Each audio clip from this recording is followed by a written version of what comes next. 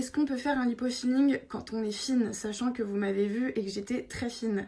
Alors il faut savoir que cette opération, je la voulais depuis des années, j'y avais beaucoup réfléchi.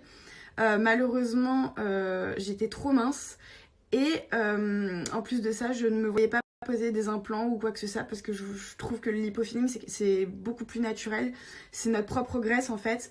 Du coup, pendant 2 mois, j'ai augmenté mes quantités de nourriture. Alors attention, j'ai pas mangé n'importe quoi, j'ai juste augmenté mes quantités, histoire de prendre du poids en fait, pour pouvoir avoir un minimum de gras. Alors oui, je me suis fait opérer en France pour ma poitrine, ça s'est très bien passé, ça fait 4 ans, j'en suis très contente. Mais j'ai décidé de partir en Tunisie parce que déjà c'est moins cher. Et en plus de ça, je m'étais vraiment renseignée avant de partir sur cette agence.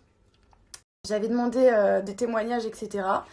Donc j'étais vraiment rassurée, je les ai eu au téléphone, ils m'ont... Voilà, et puis je me suis dit que c'est quand même plus agréable de partir, se faire opérer au soleil. Enfin en tout cas c'est moins stressant, on va dire, le cadre est moins stressant. Donc voilà, j'ai testé la France et la Tunisie et personnellement, je préfère me faire opérer à l'étranger.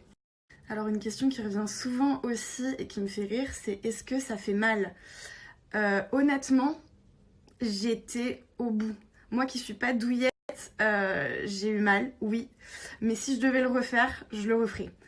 En fait, on a mal les premiers jours, mais on est tellement content après du résultat et de l'avoir fait qu'on oublie. C'est voilà, on oublie qu'on a souffert, on oublie tout ça et puis voilà. Ça dépend vraiment de la sensibilité de chacun en fait, mais c'est supportable, j'en suis pas morte. Alors comme dans toute opération, forcément il y a des risques puisque vous êtes sous anesthésie générale. Maintenant il y a des précautions à prendre, qu'on vous explique bien d'arrêter de fumer au moins 1 mois avant l'intervention, ne pas fumer après. Vous avez des piqûres en fait pour éviter la phlébite, bien respecter le port de la gaine pour éviter justement de trop gonfler. Et puis sinon, tout se passe très bien. Enfin voilà, tout était nickel là-bas, il n'y a aucun problème si vous respectez bien tout ça. Il y a très peu de risques en fait. Alors non, on voit pas les résultats tout de suite.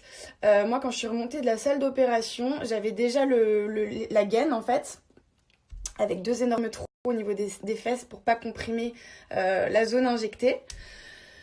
Et puis vous êtes tout gonflé. Concrètement, j'ai eu peur qu'il se soit gouré et qu'il m'ait opéré de la tête parce que vraiment j'étais gonflée en fait. Votre corps réagit et fait de la rétention d'eau. Il va sécréter de la lymphe, du sang, etc. Et j'ai fait la connerie moi de me peser quand je suis rentrée chez moi. Et j'ai vu que je pesais 8 kilos de plus. Je me suis fait, mais je comprends pas, je suis censée avoir fait une lipo. On m'a pris quelque chose pour me le remettre autre part et j'ai pris 8 kilos. Non, c'est vraiment normal en fait. Et au fur et à mesure des jours, vous allez dégonfler. C'est pour ça que je vous disais que je pouvais pas vous montrer en fait le résultat tout de suite. Parce que plus le temps passe, il faut bien 2 mois en fait pour voir le résultat vraiment définitif. Mais là, déjà au bout de 4 semaines. Alors, après l'opération, vous devez porter une gaine jour et nuit pendant, je crois que c'est 2 semaines. Et après, vous pouvez la porter que la journée. Moi, personnellement, je la porte encore au bout de 4 semaines. C'est vrai qu'au début, c'est assez compliqué, mais on s'y fait vite en fait. On s'y fait et puis limite, ça soulage parce que ça vous contient en fait, ça vous maintient le dos, ça vous maintient... Et puis c'est essentiel en fait pour que la peau se remette correctement. Sinon, boire beaucoup d'eau aussi pour éviter de gonfler, pour favoriser la perte de la rétention d'eau. Et quoi d'autre? Qu'est-ce que je peux vous conseiller d'autre aussi? Si vous pouvez prendre de l'arnica en bille et de l'arnica en gel, franchement c'est le top. Moi au bout de 5 jours, j'avais presque plus de bleu. Alors c'est vrai qu'il y a une perte de 30 à 60% possible. Personnellement, j'ai perdu je crois 2 cm en 4 semaines. C'est rien du tout.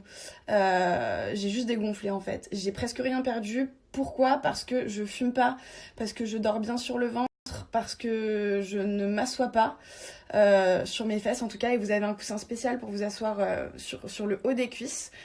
Et si vous respectez bien tout ça, normalement vous favorisez la prise de greffe et vous perdez le moins possible en fait. Donc moi personnellement je suis très très très très contente pour le moment, en espérant que je perde pas. Et puis voilà, j'ai été très bien prise en charge. Je pense que je retournerai faire une visite de contrôle.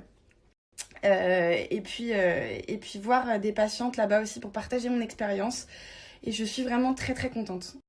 Voilà, j'espère avoir répondu à vos questions, en tout cas à celles que je reçois régulièrement par DM Instagram. Pour toutes les questions plus personnelles, je vous laisse les contacter directement par mail. Je vous mets le lien du site juste en bas pour celles que ça intéresse. J'espère que ça vous a aidé les filles et même les garçons, pour ceux qui y pensent, parce qu'il n'y a pas que les filles qui le font. Et j'espère que voilà, ça vous a rassuré et que pour celles qui hésitaient à franchir le pas, et ça vous permettra d'avoir des conseils.